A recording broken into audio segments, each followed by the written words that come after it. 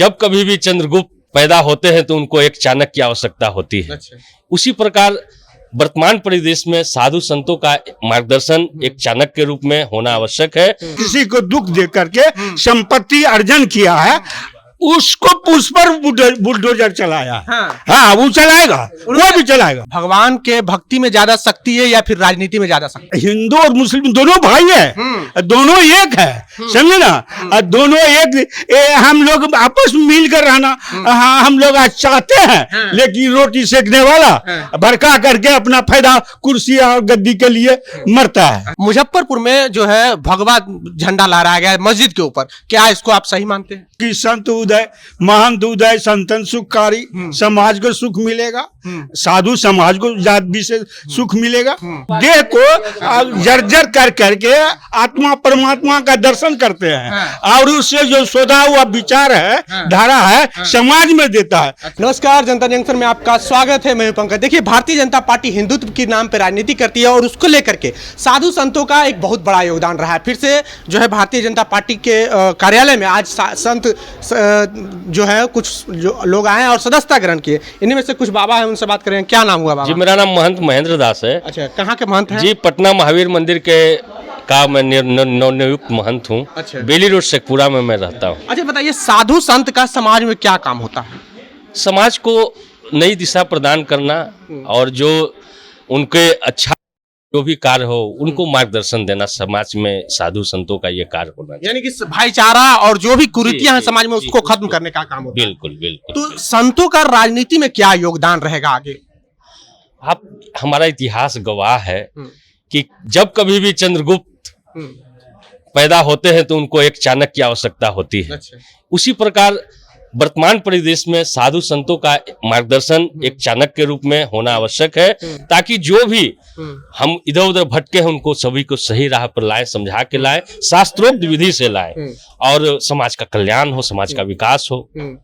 इस उद्देश्य से राजनीति में आना संतों की आवश्यकता है। अच्छा, आप कह रहे हैं चंद्रगुप्त, तो उस वक्त जब चंद्रगुप्त का काल था, सम्राट अशोक का काल था, वो बौद्ध धर्म की ओर चले गए थे, हिंदू धर्म को त्याग दिए थे, एकदम पूरे विश्व में बौद्ध धर्म का प्रचार किए थे। नहीं, ठीक है, बौद्ध धर्म भी हमारे ही शाखा है। बौद्ध, जैन, ये सब हमारे ही अंग हैं, उपांग हैं। हम लोग उनसे अलग नहीं। आप बौद्धा अवतारे, हम लोग जब कलयुग माँ से बौद्धा अवतारे, वो तो हमारे 24 जो हमारे अवतार हैं उनमें एक अवतार बौद्ध है। तो बौद्ध हमारे दर्शन से, उनके जो हमारे ही दर्शन है वो बस वो थोड़ा ठीक है, उनकी उपासना पद्धति अलग है। भगवान के भक्ति में ज्यादा शक्ति है या फिर राजनीति में ज्यादा शक्ति है? ऑफ कोर्स भक्ति में ही शक्ति है, नो डाउट। अच्छा, तो फिर राजनीति में क्यों साधु संतों का रुख आ रहा है? राजनीतिक में सेवा है, राजनीतिक में यदि सेवा करता है तो अच्छा बात है।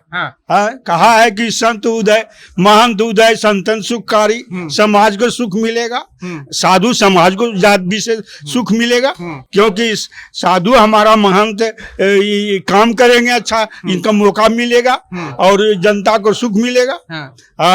ये अच्छे काम करेंगे ईमानदारी से, सच्चाई से। चाणक्य भी दिशा निर्देश करता था नेता लोग को। संत को परे होते हैं, संत यहाँ नहीं है, संत अलग है। इसका विचार लेना, सही मार्ग देना संत का काम है। चाणक्य दिया था, हाँ, बताते थे गलत का कूटनीति नहीं होना चाहिए, राजनीति होना चाहिए। अच्छा। राजनीति बहुत चीज धार्मिक से संबंध है, समझे ना। अब किसी को कूटनीति करके गद्दी को अपनाना गलत है। अच्छा, ये आप कह रहे हैं कि संत ईमानदारी से काम करते हैं, और जो संत नहीं रहते क्या वो उनमें ईमानदारी होती है? नहीं, वो त्याग है। वो संत ऐसे नहीं है। संत शांतिक स्वभाव का संत होते हैं। हाँ, वो अपना देह को जर्जर कर करके आत्मा परमात्मा का दर्शन करते हैं और उससे जो सोधा हुआ विचार है, धारा है, समाज में देता है। संत से दुख नहीं होता है, संत से सुख होता है। संत बहुत बड़ी चीज है। संत यदि इस देश भारत में धार्मिक देश माना गया है, प्रधान धार्मिक देश है यह है, और कोई देश ऐसा नहीं है। भारत एक बहुत बड़ी हिंदू का और धर्म का बहुत बड़ी विश्वास है। हाँ, और विश्वास है। और ये दिशा ज्यादा वो अथी नहीं होता है। संत गुरु जो होते हैं ना, वो पहुंचा हुआ होता है। अच्छा, योगी योगी जी हैं वो हिंदू धर्म के अनुयायी माने जाते हैं और उन्होंने मंदिर पे बुलडोजर चलवाने का आदेश दे दिया था। हालांकि वहां पे बुलडोजर चलाने वहां को लोग वो जो है ना क्रिमिनल और बदमाश गुंडा जो अर्जन करके किसी को दुख दे करके संपत्ति अर्जन किया है उसको उस पर बुलडोजर चलाया। हाँ वो चलाएगा, वो भी चलाएगा। उन्होंने सारी धार्मिक जो जुलूस निकलता है उन पर रोक लगा दिया योगी जी की कोई भी धार्मिक जुलूस अभी नहीं। गलत से किसी को हड़प लेना, हड़प का अपना बना लेना, ये तो नहीं, उस पर नहीं ये लगाम लिया। अच्छा है उनका काम क्या है? अच्छा भगवान जो है ना कहा है कि जब जब दुनिया में आतंक बढ़ता है ना तो पैदा लेता है। अच्छा। और वो सत्पुरुष पैदा लेता है और दुष्टों को संहार करता है और सज्जनों को सुख देने के लिए वो जन्म लेता है। अच्छा। हाँ वो कहता है ऐसा परमात्मा हुआ अजन्मा ओ अविनाशी, ये भूतल के ईश्वर निज जोग माया ग्रहण करता फिर आता भू पर।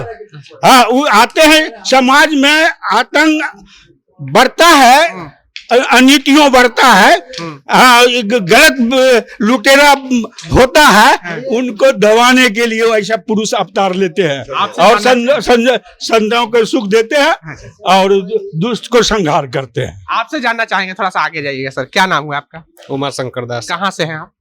हम लोग अयोध्या हनुमानगढ़ी। अच्छा ये बताइए, क्या हिंदू धर्म हमारा जो है क्या किसी कोई धर्म को नीचा दिखाना या उससे नफरत करना सिखाता है? नहीं, किसी को नीचा दिखाना और किसी को ऊंचा दिखाना ये नहीं, समाज को जोड़कर चलना। और भारत में संत का एक विशेष महत्व रहा है। जैसे आज हमारे बाबा श्री सतदेव दास जी महाराज जो है राजनीति में पदार्पण हुआ है, तो ये बिहार के लिए गौरव की बात है। जैसे उत्तर प्रदेश में हमारे योगी आदित्यनाथ जी हैं, बिहार में स्थिति देख रहे हैं आप, बिहार में रह रहे हैं तो, और उत्तर प्रदेश में चले जाइए, बगल का ही राज्य है, तो आपको बहुत अंतर तुरंत ही बगल में ही देखने को मिलेगा। अच्छा, कुछ दिन पहले रामनवमी के जुलूस में मुजफ्फरपुर में जो है भगवा झंडा लहराया गया मस्जिद के ऊपर, क्या इसको आप सही मानते हैं? देखिए, अब किस प्रपेक्ष में लहराया गया मुझे जानकारी नहीं है, तो उस पे मैं वक्तव्य नहीं। सही मानते हैं कि नहीं भगवा झंडा मस्जिद पे लहरा? मुझे जानकारी नहीं है जिस विषय पे, उस पे मैं नहीं, ये जानकारी नहीं, पौष्टिक अच्छी खबर है। और जो है ये हाल फिलहाल रामनवमी जुलूस में हुआ है, कई जगह पत्थरबाजी हुई है रामनवमी जुलूस पर, और कई जो है जो हिंदू भक्त हैं अपने आप को रोटी सेकने के लिए कोई इस तरह की करता है। हाँ कि ये तो पाकिस्तान जो फखरुद्दीन साहब बोले थे कि एक झटका मारा तो वहाँ के ब्राह्मण बिहार भारत में चला आया था, समझे ना, तो झटके मारा था मस्जिद वाला।